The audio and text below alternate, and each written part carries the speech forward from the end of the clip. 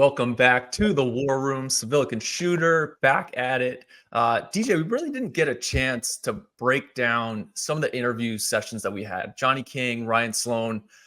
I know I was blown away by both of them. We've spent some time with Ryan Sloan in the past, so obviously had some background on him. I know that the makeup's through the roof. Just hearing him have those intricate details of how he wants to get better, what he's looking to do.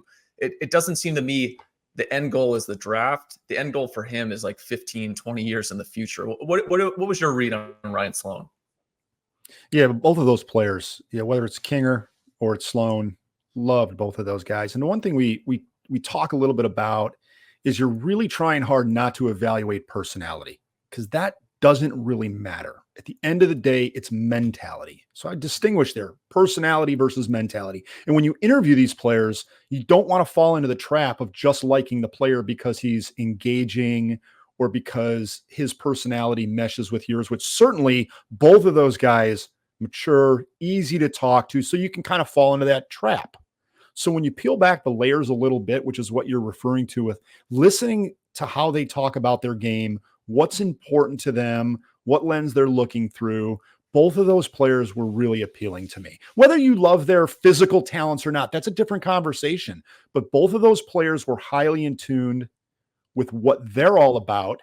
And that's all you can ask for from a young player. So when you left those interviews, if they were at the combine, my assumption, if they would have come out of our room, I would have just thought, well, guys, we have two players that are going to achieve whatever we think they're supposed to achieve. They're not going to sell themselves short. So both of those kids were very impressive.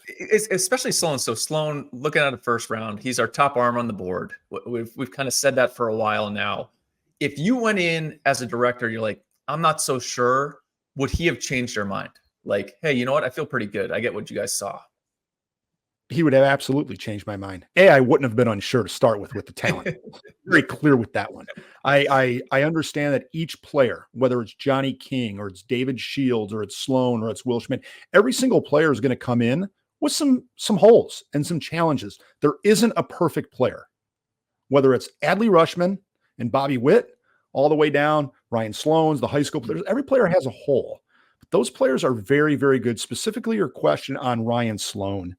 The maturity level, knowing where he's come from and what his support network is, how motivated that player is, some of the things he talked about, the adjustments he made at PDP when you challenged him with that question, there was just a lot of good things in there that if I would have been sitting in that room and I was on the bubble, I would have probably said, guys, I get it. That might be our guy. I love it. And King, to me, we've been the highest on King for forever. It's the metrics, and the way he spoke was even more so. I got excited because I'm like, he doesn't actually know exactly where he's at. His ceiling is higher than I even thought. Whereas some guys can tell you my induced vert, I know the profile of my pitches, this does this and that. He's kind of an athlete going out there to just compete and win. Now you get him into a system. You allow him to show, hey, this is what your breaking ball does. We can do some stuff up here with your fastball. We can make a little small finger adjustment. I think really the ceiling is just not even close to being set with that kid as an athlete. And then you throw into it, he's super comfortable talking to us on camera, and everything about him was great. Yeah, fun personality from Johnny. Probably a really fun player to coach. Number one, because he is engaging, and number two, because he's really athletic. And when you have an athlete, coaches are going to love that. He's going to be able to do different things. And then when the game starts, he's going to give it to you, which is all you can ask of any player. I like the example I used of Daniel Norris. Now, I'll be very clear here. Very different personalities. Very different. So for the people listening that knew Daniel Norris, it was Science Hill High School. He was a really good hitter, and he was a really good pitcher, and he was going to Clemson and this and that. Daniel was very reserved. He wasn't going to speak on camera or in an interview much like Johnny, but where the similarities are there, both players were uber talented on both sides of the ball. And certainly with Daniel, same thing. He didn't know all of his metrics, and he just went out in a much more quiet demeanor, and he would just compete. And the Blue Jays hit big with him. He was a very good big league pitcher for a while. So when I look at Johnny and I see all the opportunity from a two-way athlete, somebody that doesn't overthink it, there's a lot of pieces there to get really excited about for some of those teams picking at the back half of the first round into the second round. I love it. We're going to dive a lot next week into some of the specific draft strategies, getting with the college board. Dr. Seif will be back on with us to go through the entire college list. We got a new draft board, or the final draft board coming out. A couple of tweaks coming from the college side, a couple small tweaks from the high school side as we approach draft day. But we have not done this yet, DJ. And I'm sure some people, audience members, are saying we'd be remiss not to do so, to put you on the hot seat, to ask you the hard questions of being a former scouting director. I think what we lose sight of in the scouting community, and I think that a lot of area scouts would very much love to hear, just what's happening at that top level, right? Draft day. What is your preparation of the day? You hop on the treadmill. What is that? You setting up the board. Who sees the board? So I'm going to have a bunch of questions for you. We're just going to kind of spitfire off of this. Hopefully I won't put you too much on the hot seat with some of these, but it's just some insight to kind of the higher level of the actual preparation and the lead up. We're 2 weeks away from the draft. Hey, where are we at? So I think just from the start, setting up the board. We've talked about line a ton. How do you visually want to stack it? And who do you have in the room with you on draft day? Yeah, those two questions are good questions, and teams handle those in a multitude of ways. There isn't one correct way to set up a draft board. And there's not a correct answer to who should be in the room. I think that's a very, very personal choice by the director and the people that are around him, and also the organization. And I guess I would also say the circumstance that you're in. If you're working for the Miami Marlins, you don't have a situation where you can have a bunch of people in the room. We were just limited by space.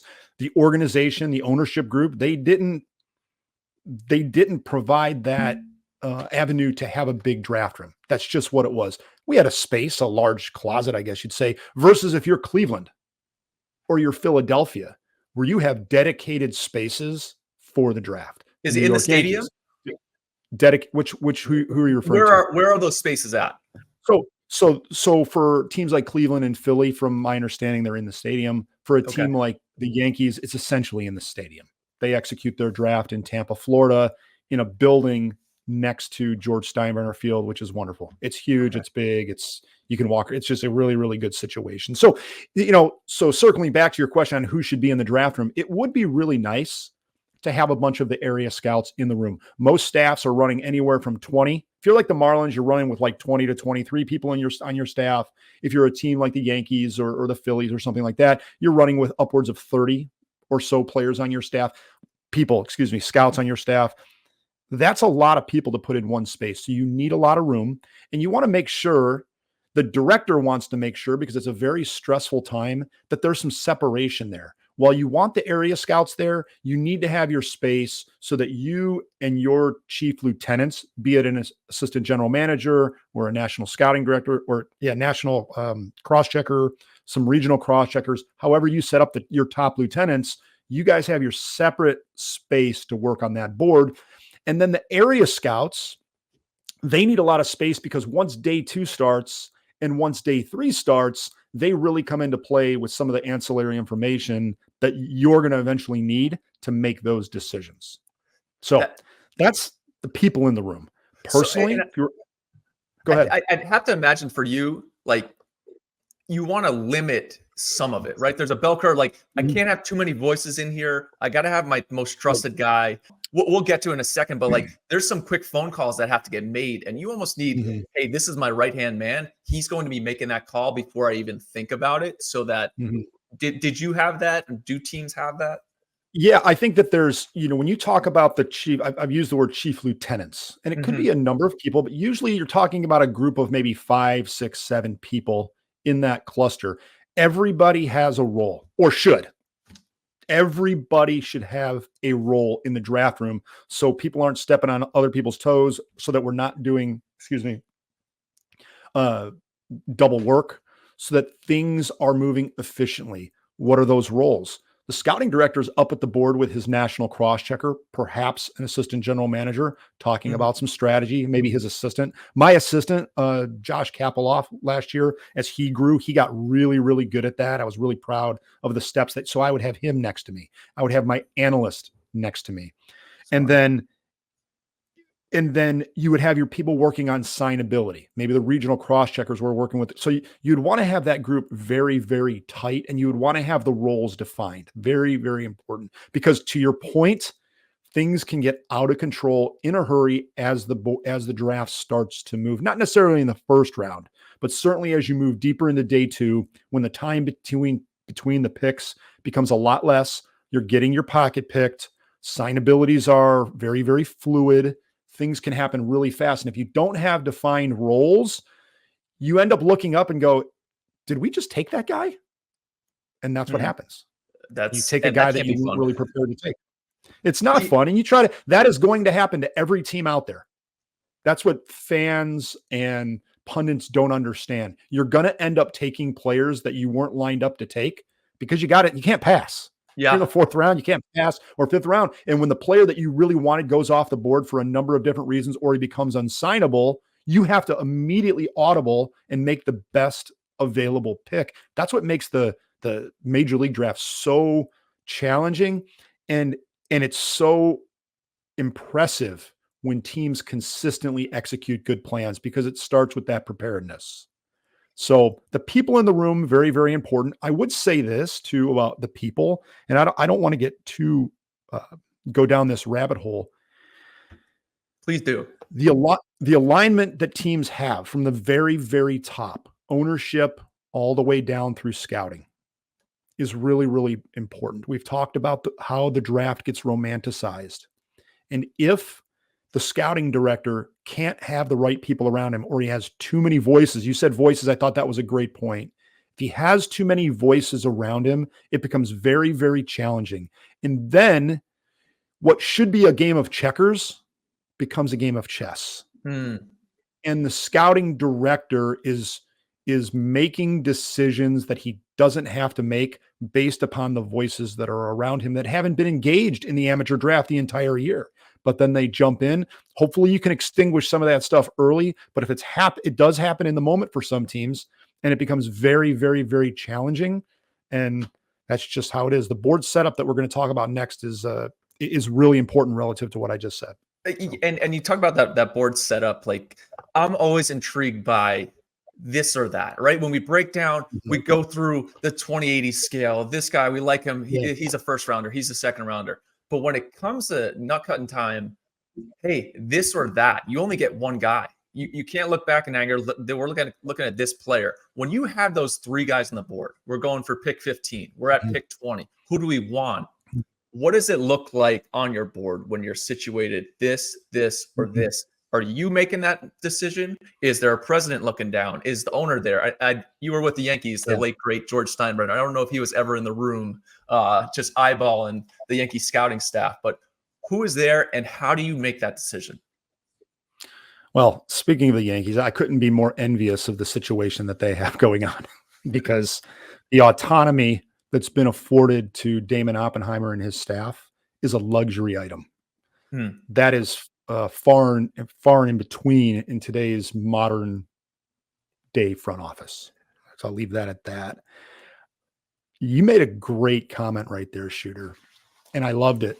You said this or that. What we tried really hard to do leading up to the draft was extinguish that question. Okay. Instead of saying this or that, why can't it be this and that? This and that. So how that happens is the days leading up to the draft. Let's talk about board setup relative to that comment that you made. If you set your board up properly and you have the right people around you as a scouting director, let's call them quality control people. It's extremely, extremely difficult to do. It takes experience, and it takes perspective, and it takes an understanding of who those players are. Now, you had a great question down when we were preparing for this. You said, how well does the scouting director know each of the players on the board? I'm going to talk about the top 50. for a second, where a lot of the money's being spent. The scouting director knows those players very, very well, if not intimately, as close to intimately as you can possibly imagine. And the other person that needs to know those players extremely well is the national cross checker, the assistant scouting director, if you give him that role, or somebody else, maybe an AGM. The titles don't matter. There needs to be 2 or 3 people along with the analyst that knows those players so well that over the course of the weeks and months leading up to the draft, as the board is being quality controlled, once it goes up and you're looking at it, it's structured in a way that Shooter Hunt or DJ Svihlik, I make a comment and you're standing next to me and you say, DJ, take a look at this. Why can't we do this guy and that guy, even if we have to sacrifice this guy over here? Because they're both very, very similar. Let's go back to the example when the Yankees selected Spencer Jones.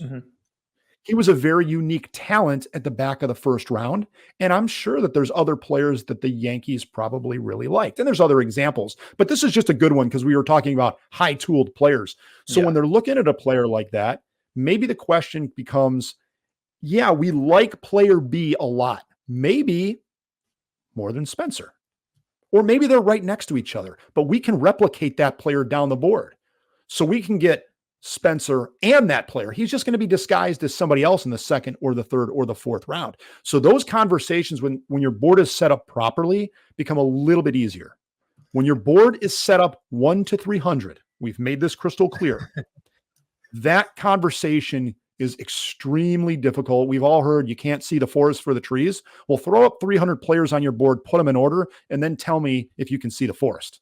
Because then all you see is numbers and letters, and it's very difficult. Now, 1 to 25, 1 to 50, sure, pretty manageable. Not the way I would personally do it. Okay. Not the way I would personally do it, but the way it was mandated. And for some teams, it's even worse. Some teams it is 1 to 300, either subjective or objective, driven by a model.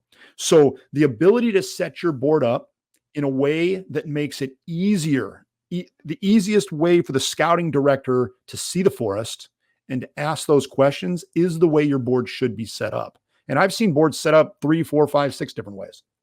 So I always like to say this, it's MLB draft, as you said, is crazy unique. We just had the NBA draft. It's very basic. Yep. The slotting, whatever it is. The MLB is a draft of accounting. You need to be accounting. Do you have a person in the room whose specific job is accounting? And we've all watched, I'll keep equating this to the NFL draft, which everybody's familiar with. ESPN trying to do the bracketology and the salary caps. Do you have somebody who's on the Excel sheet? Hey, we just gave this guy 4. We have this much left. We could probably get these 2. Is somebody talking to you in that moment? Or did you guys have that? Yes. Do other teams have it? Yes. Yeah. Everybody has that. And most teams, I would suspect, are like we operated with the Marlins. We had multiple people because those numbers need to be, they can't just be okay or, oh, he did a good job. It's perfection. That's one area where it has to be perfection, because you will cost your owner picks or your team millions of dollars if you botch it. So you need to make sure going into it that you have somebody, they're running the same exact spreadsheet, they're doing it independently, and there's a quick check. Shooter, are we good? DJ, are we good? Yep, we're good. And to answer your question on this or that, what typically happens as you move down the board, depending on how you spend your money, you're getting scenarios put in front of you. We can save the money here, or we can save the money multiple times here and here. So do you want to save all the money in the third round, or do you want to save it over the third, fourth, and fifth round? And that can change the player you're going to take, which leads us all the way back to people don't understand. Taking the best player, ultimately you get held accountable for taking major league players, but along the way in real time, you're not doing that all the time. You're taking the player that can be signable. Let me take you back to the 21 draft. We got into the fourth or fifth round. We could not take the players that we wanted to take. Fact. Could not take them. Didn't have the money. We outlaid the money for Morissette and Khalil Watson and Joe Mack. and there Okay. was areas where you had to save. So when you get into those moments with the agent, you cannot just pull players off the board and risk losing pull money. So you bypass players not to take bad players that you like all the players on the board, but you have to bypass players that sometimes you like a little bit more. That's just the reality. That always drives me nuts with people at this point. Like, oh, he's going to be 3rd to 6th round. Like that could be anywhere from $10,000 to $4 million. Like you have to talk more in the finances of it. Just off the top of my head, and one of the big things, I'm sure most people play fantasy football. How is the actual pick going through? Is it are you getting a blinking light like 10, 9, 8, and you got to send in the click? Yeah. So your assistant scouting director or whoever you assign, they're on the phone with Major League Baseball. Okay. They're on the phone with Major League Baseball in real time. And if there's ever a glitch, the draft will just shut down. That happens once in a while. But when you go on the clock, it doesn't matter if it's the 1st round or it's the 10th round. When you go on the clock, that pick goes to your assistant or whoever's on the phone with Major League Baseball. They announce the pick to Major League Baseball and they enter it. They're also entering it into the system in real time as well. And teams can see that happening. And Major League Baseball will tell you, hey, the pick is in for the Dodgers or the Rangers or whoever it is. And that's how it is. So it's the assistant that is putting the pick in 2020. Strange situation with COVID. I specifically remember a moment. I didn't sweat too much in the draft room because you're prepared. You shouldn't sweat that much. The temperature's high, but there's so much lead into it that if you're prepared, just like a player, if you're prepared, you can slow everything down. So that the organizations, the scouting departments really try to slow it down by being prepared. But in 2020, a situation arose, to your point on pick time, and I had my assistant sitting next to me. We walked out of this little closet that we were all sitting in, all masked up, and he's looking at me. He goes, DJ, we got 20 seconds. DJ, we got 10 seconds. And I certainly wasn't going to be the team that takes the timeout. You don't want to be that guy. Oh, I'm getting anxiety thinking about the running backs that I've chosen over wide receiver in late August before fantasy football. And you actually had to do it with real money on the line, probably a president, a VP. Oh, that was $1 million pick. That was $1 million pick where my assistant is looking at me. He goes, DJ, hey, dude, we need to make this pick. And I'm on the phone with the agent trying to lock it down. And we didn't talk too much about it. It has to be locked down. You very, very rarely does a scouting director, whoever's running the draft, the vice president, very rarely are they going to be locking or selecting a player without the money locked up. Now you might, some of the nuts and bolts, the I's and the T's might not be crossed, but make no mistake, you're not pulling off a player blind. So in that particular situation in 2020, I was trying to get as close as I could with the agent that was going to give me the confidence that, okay, we're going to be able to sign him. We just got to clear a few more simple hurdles. Maybe it's some college scholarship or some other small stuff, but the money, we're good. And it took me all the way down to about 10 seconds before that pick was entered. And that's one of the things I've talked to some players in the past where I'm friendly with their dads or whatever that may be, like being truthful with your area scout, whoever's asking you for the signability, because their job's on the line. That's something I'm always a proponent of. Good agents do a great job, right? Obviously, it's the art of a deal there. Let me ask you about, you said the preparation of it. Are you guys running war games? Are you going through and we're all in the room. We got a mock debate working essentially here, 1 through 20. This just happened. What is the pick? Is that something that you practice, especially in your first year? Like I would want to know, like, hey, day of, I need to be ready. Yeah, that's a good question, Shooter. And it's a complicated one, how teams handle that. We would do a lot of mocks and they'd be fun. We try to have some fun with it. You would get to the end of a day where you're in intense meetings all day. Everybody would kick their feet up, sit back and like, all right, there's the board. Let's go. And Shooter, who are you taking number 1? Now it's a fun game and it's a time to relax for a minute, but you're not going to take some random guy. Now you might think outside the box. You might take Nick Kurtz, number 1 overall. That's not out of the realm of possibilities. So we would go through different situations like that. Nick Kurtz, we know he's a really good prospect. He's going to probably be drafted in the top 10 or 12 picks. Nobody expects him to go number one, but you just pulled him number one. Oh my gosh, now what are the Rockies going to do?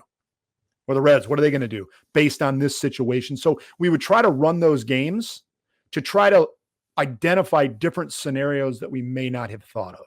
And we would do that every night, and it was fun, but it was also very, you would learn a lot. Yeah. And you almost have to, I mean, I'm OCD enough to the point of you probably had a big screen up with your board. What's going on here? Mm-hmm. I would need a written one too, just in case my internet went down, my computer. Did you do that?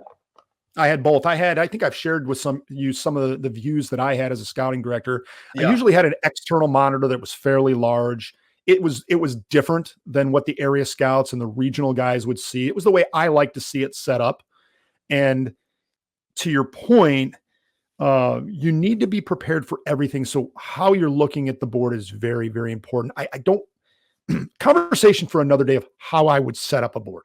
I definitely wouldn't be going 1 to 100. Wouldn't be doing that. I can buy the 1 to 25, but you've got to have the board set up in a way that you can audible and flex and move and manipulate, because it's a dynamic thing. And leading up to the draft, I think that there's a lot of conversations about two things. A, who are the players that absolutely we think are off the board, and if it all blows up, we don't even have to think about it. We're just going to pull them.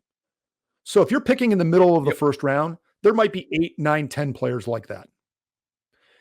To your point on anxiety, try picking back where the Dodgers and the Yankees and where the Diamondbacks are picking. I mean, good luck on that. You have to have a low heartbeat.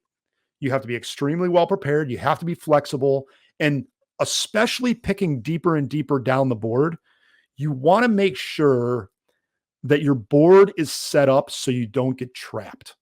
I've seen people get trapped. That is a really, really bad feeling. If your board is set up incorrectly, well, let me ask you this one. I'm going to put this in your court, Shooter. Okay. I set the board up 1 to 30, 1 to 40. You're the general manager. I'm the director. A player that we put at number 3 on the board because we made a mistake, or maybe a player we put 4 or 5 on the board because we made a mistake. We assumed he was going to be gone. We missed something. What am I supposed to tell you when we get to pick 28? And you're like, well, you're going to take Jimmy Smith. He's number 5 on the board. And I'm sitting there as a scouting director going, I don't even want that guy. Now I've got to take him.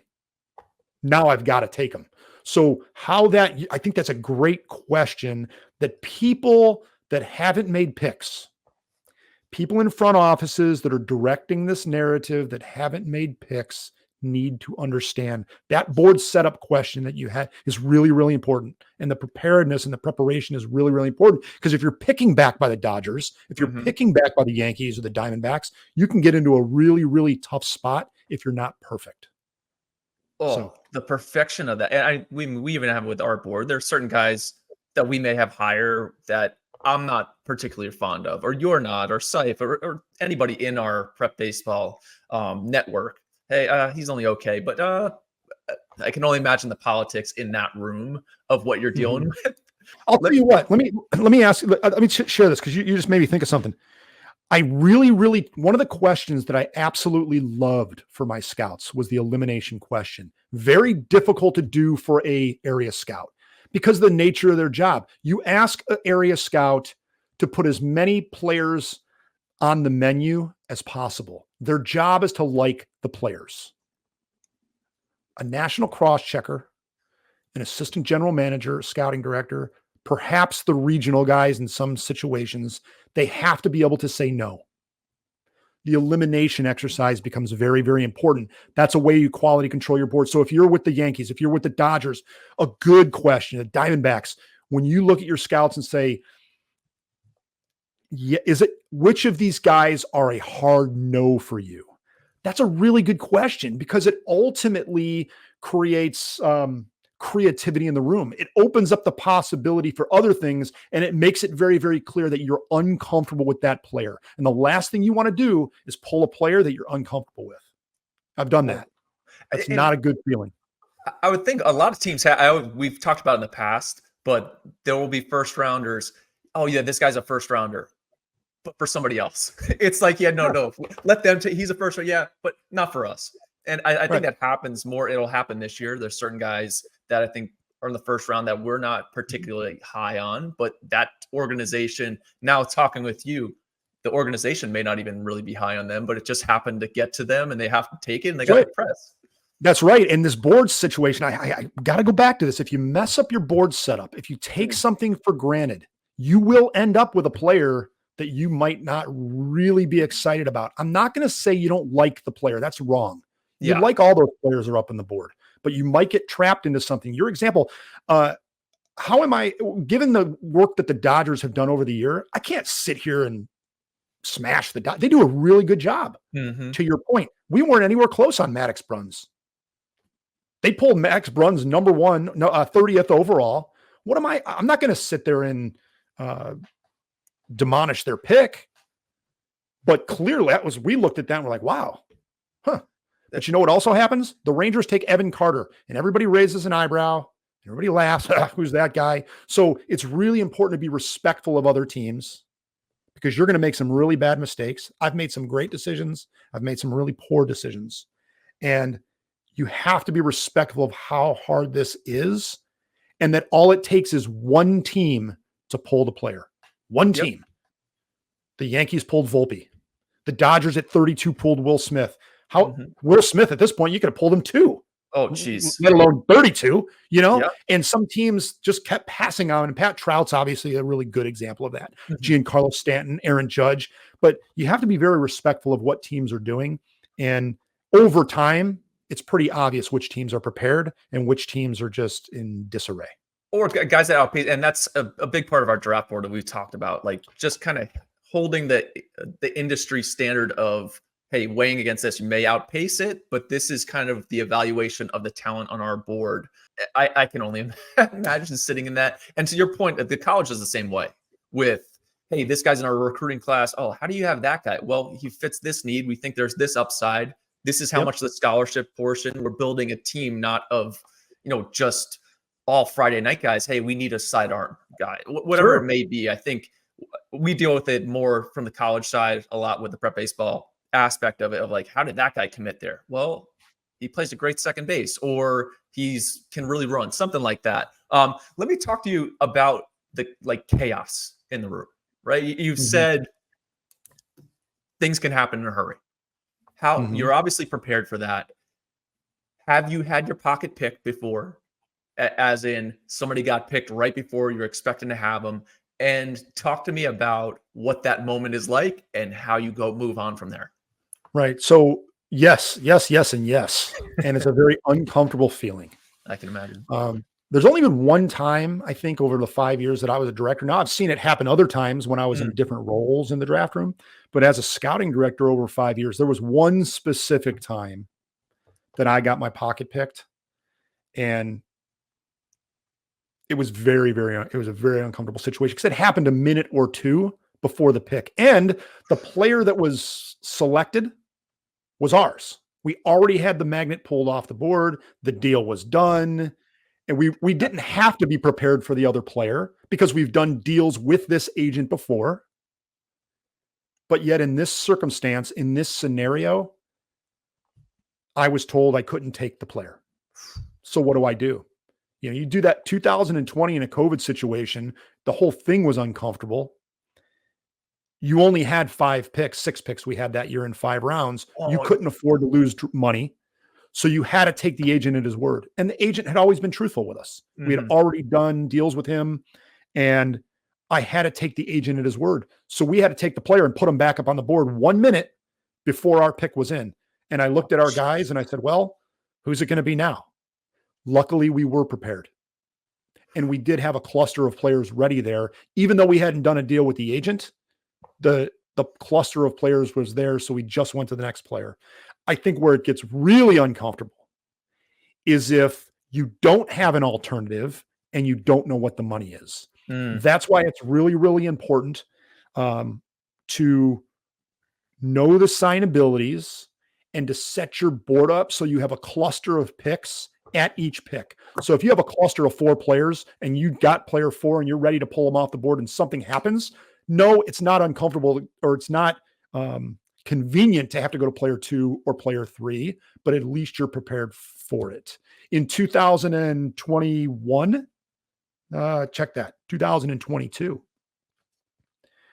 had our pocket picked 2 times back to back right in front of our pick. I want to say we were picking, I don't know which pick it was, what the exact pick number was, but the 2 players that we had lined up to pick went off the board right in front of us. Bam, bam. Oh, and it was tough. Luckily, player number 3, we were really excited about that player and we took him, and it's working out. He's a very good prospect. He's doing a really nice job. So this going back to making sure that you know generally where the players are going to go. And within that cluster of players, you have 2 or 3 options can really, really slow that down if the situation were to blow up on you. So you're still thinking there, right? Those 2, like, to get to us. It's still a hope, but hey, we are prepared to get to the next guy. Yeah, we had deals done with the players. And they go off the board literally right in front of us. Bam, bam. And you just go to the next player. And I want to make this very, very clear. If you are prepared, that 3rd player or that 4th player, you still like him a lot. Mm-hmm. Because it's not like, it's not a, we like them, we kind of like them, we don't like them, we don't like them. Keep in mind that going through the process, that 4-player lineup right there wasn't easy. You could have given it to 3 different scouts and come up with 3 different orders. So as long as everybody can agree that those 3 or 4 players are the players we want, you're happy to take the next guy because you see a potato, kind of the same thing. You just had a preference for player A over player B, but it was more like A1, A2, A3. They're all A's. So I'm going to shift a little bit with you here.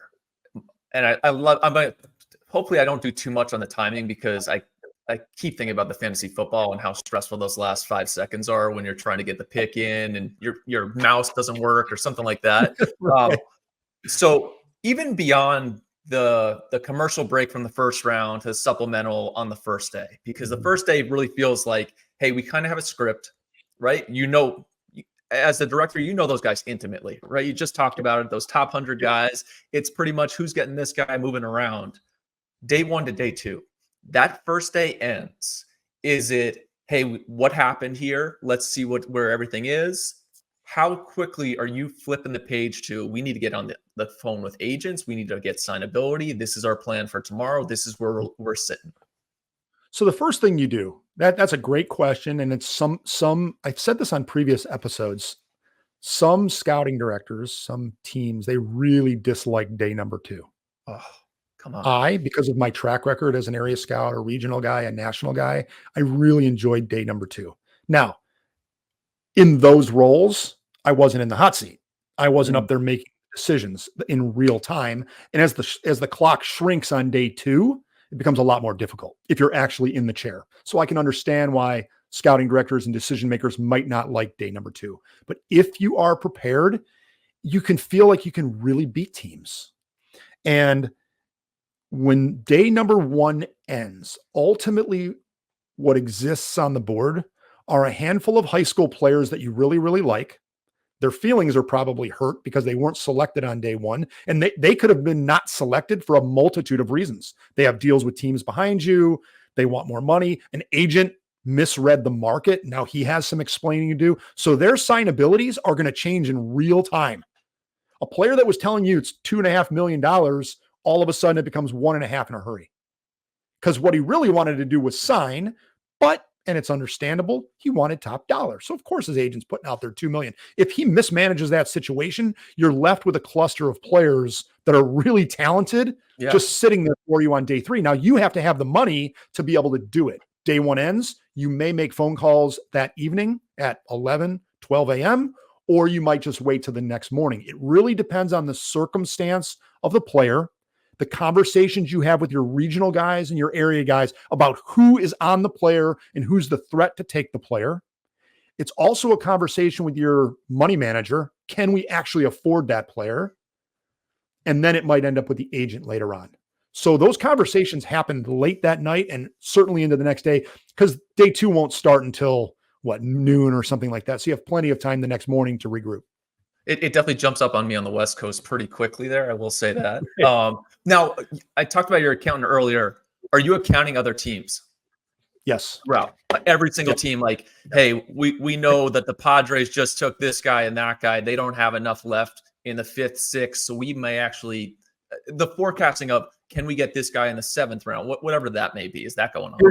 Here's your example. 2020, 2 players that we really liked. Landon Knack from East Tennessee State. Kyle Nicholas from Ball State, who's in the big leagues right now with the Pirates, and Clayton Beater from Texas Tech. Liked all those players. Okay. Landon Knack was a senior. To your point on understanding what other teams are doing, we took Kyle Nicholas. The next player on our board was Clayton Beater. We had them right next to each other. We liked both those players quite a bit. We took Kyle Nicholas. When the Dodgers selected Knack, I looked at my guys. I go, who's the next player with a signability issue that they're going after here? And we all knew it. It was Clayton Beater. And what later on, I think that was in the 3rd round, they take Knack. They save money on a really good prospect, made it to the big leagues, really good prospect. They use that money. They turn around and they take Clayton Beater. We had to know that right away. You have to know that right away, because when they take Knack, and if you like Beater, your next phone call has to be to the agent. Hey, what's going on? Where's he going to go? But if you can recognize that in real time, you have a fighting chance to get another player that you like. So to your question, absolutely, you're paying attention to what other teams are doing. That's incredible, just to be able to shift between, like, you have to know what the deal is, how much money they're getting, what's that guy, where's my next avenue of success with each one of those guys. And Shooter, you might not know in the Landon Knack situation, you don't know what Landon Knack's going to get. Yeah. You just know that he was a senior at a small mid-major, that he wants to come off the board. And you knew who the other players were that required some amount of money that might be over slot that are really, really good. Could be a high school guy, or it could be a guy like Clayton Beater. Either way. But you just need to know who those players are and what those clusters look like, so you can immediately say they're shooting for this player. They've taken player A because they will also want to get player B. How intimate are you on those money savers? So from a director's level, intimate knowledge of those top 100 guys, top whatever it may be, top 300. Now you move beyond that. What are you doing at the 8th round? Who are our 10,000 signs? Who are our senior signs? Those names come rushing in, I'd assume, from area guys. Everybody's got the one that they like, who's a senior sign or a low money guy. How much knowledge does a director have of those guys? He has a lot. He doesn't have tons of knowledge on the talent.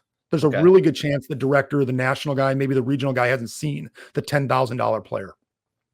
What you ask your scouts and what happens in the draft room, depending on how teams do this, a lot of teams, still have magnets up on the board. Some teams don't. Some teams are using really fancy computer systems and whatnot. I still, as much as I would fashion myself as progressive, I still liked the magnet. Just the old school hard. Now the magnet had a lot of great, cool information on it, from TrackMan to signabilities to makeup to all this fun stuff, right? Yep. One of the things that was on the magnet was what you just said. Is this a $10,000 sign? Is this a significant money saver? $100,000, $50,000, $60,000 on day 2, that's a significant money saver. You need to know those things in advance. And you didn't always have your area scout call the agent or call the player. You just needed to know it. If the scouts, one of the area scouts in this whole situation are critical. If they've done their job and they know the player, they might not know the number, but they certainly need to know the circumstance. Where does this guy pitch in his rotation at Louisville? Is this guy done with college? How do the coaches feel about that player? What does that player really want to do? A lot of that stuff can impact the signability way more than what the number or the agent's going to tell you. So you needed to know which players were targets for, and it wasn't like you had 50 players like that. Yeah. You would ask, who do you like and who is going to be a reasonable haircut? So you're pretty much grading out your area guy. Like, who do I trust? Who am I leaning on? Stuff like that. Comfort. No doubt. Comfort, Shooter. You are in the room on day 2 You want comfort. Yes. Comfort comes from information. There is no doubt in my mind. I would bring area scouts into the room.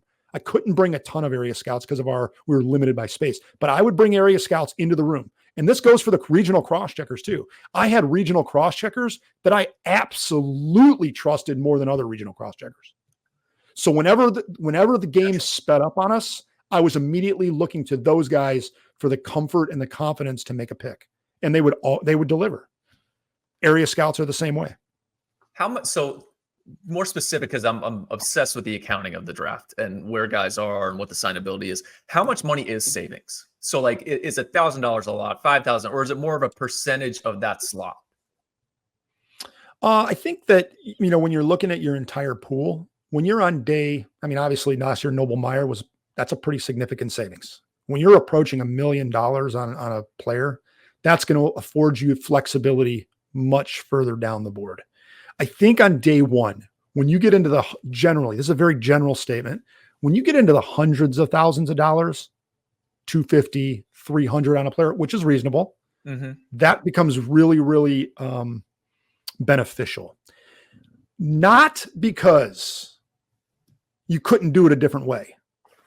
I'm always going to take the player that we really, really like. Last year, as an example, we took Thomas White. We love Thomas White. That was a significant overpay. If I would have taken Noble Meyer or Aiden Miller or a Bryce Eldridge or something like that, or a Colt Emerson, if I would have taken something like that and gave full slot, make no mistake, I'm still pulling Thomas White, and I'm just going to have to deal with it. Yeah. Here's the problem when you do that. Dealing with it means you're going to take a whole bunch of $10,000 players later on. That's not a good feeling, because we all know that there's really good players in the 3rd, 4th, 5th, 6th, 7th, 8th, 9th round. And you don't want to have to punt. That's a really negative way to say it. But when you're taking $10,000, $20,000 players in the 3rd, 4th, 5th round, you're punting. I would have still done it. So what you try to do is save those hundreds of thousands of dollars. So instead of punting 6 picks, you punt 2. Maybe you punt from the 7th to the 10th round, and you don't have to punt from the 5th, or you don't have to completely give away your 4th and 5th round pick. What we know is you want picks 1 through 100, 1 through 150. Your top 4 rounds are really, really important. We're not going to get into the expectations of a draft right now. That's where you need to make your hay. So, not to go back to your stuff there, but like, you essentially are trading against yourself. Right. So with Thomas White, hey, we were able to save money here a little bit. Noble Meyer enough to where, hey, Thomas got taken at, what was it, 32? Was that the pick? That's a good question. I don't know the exact pick number on Thomas. It was right there in the comp A round. Whatever it was, but you actually traded up to the 15th pick. We got the 15th pick here, right? Because we were able to get more money. It's funny you say that, because that's about where I want to say Thomas might have been like 12 on our board. Okay. Somewhere up. It was like Noble Meyer, Thomas, Aiden Miller, and there was a handful of other players right in there. They were all clustered in front of 15. So to your point, yeah, we felt like we were trading up to get that player. And yes, you have to sacrifice some money later on. It's important to have that evaluation though. Hey, we're acquiring talent, right? How do we acquire talent against this accounting draft? Oh, we just got the 32nd pick, or we got the 14th pick at 32. But what we had to do to get that was kind of, we don't want to say punt too many times, but punt our 200th pick. Like, that's right. Well, let me ask you, because I don't want to. I've said that a few times, and I apologize if it sounds very negative, because I hate saying that about players. Every player up on that board, I had a scout tell me this one time, and I really believe it. It's going to sound hokey, it's going to sound cheesy, but those are players. It's not just a magnet with numbers. That's 12, 13, 15, 16, 21-year-old players that have spent their whole life trying to play professional baseball and perhaps play Major League Baseball. So I shouldn't denigrate them by saying punt. But for the business part of this, yes, you are sacrificing talent to take a lesser player, not a bad player. You're taking a lesser player when you do things like you did with Thomas White. Now, last year, it worked out really well because I really liked a lot of our picks later on.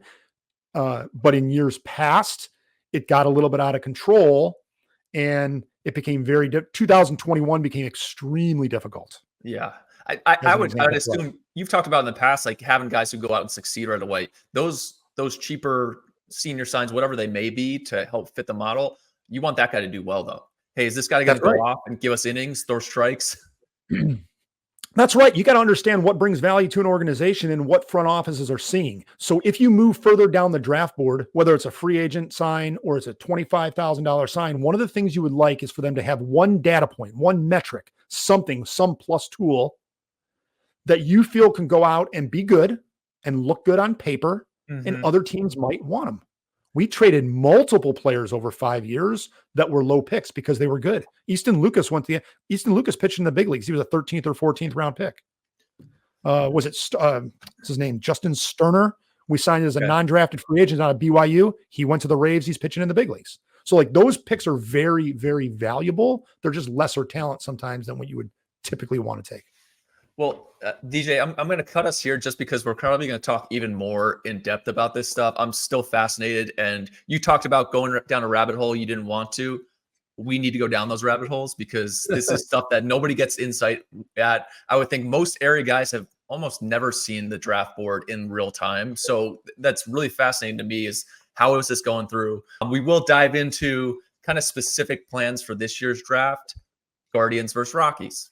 D-backs, Padres, Royals, lots of picks. How are they going to use them? I think you and I are both very eager to see what the D-backs do just because of how much they can get done with those picks. Love the situation. Love that situation. And then even the Dodgers versus the Astros. Two teams that don't have a lot of money. What can they do? How can they get that value? So those are some things we're going to talk about in the next couple of weeks before the draft. Draft board update coming, mock draft, the final one.